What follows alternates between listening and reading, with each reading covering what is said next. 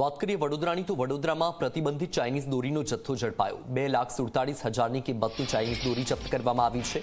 Ajwa road ખાતે આવેલા Memon shopping સેન્ટરની દુકાનમાં દરોડા પાડ્યા હતા। દુકાનમાં હાજર હફીઝ અલી મોહમ્મદ મેમણની ધરપકડ થઈ છે। જથ્થો મોકલનાર રહીમ ગોલાવાલાને વોન્ટેડ જાહેર કરાયો।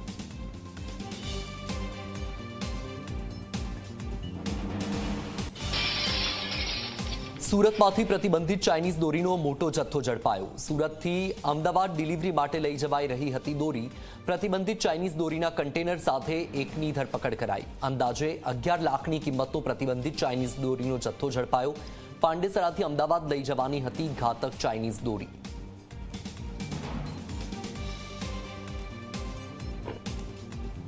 કુલ 2880 યુનિટ જેને ચાઇનીઝ માંજો કહેવાય છે એ ચાઇનીઝ માંજોનો જથ્થો પકડાયો હતો અને એની અંદાજિત કિંમત 11,52,000 થાય છે। જે આઈસર ટેમ્પો છે એને 10 લાખની કિંમત ગણીએ અને એવી રીતના ટોટલ 21,52,000નો મુદ્દામાલ પોલીસે જપ્ત કર્યો છે। આ ઘટનામાં પોલીસે જે ડ્રાઈવર છે જેનું નામ અનિલ શંકરલાલ મીણા છે એની ધરપકડ કરી છે। આ જથ્થો એ અમદાવાદ લઈ જનાર હતો।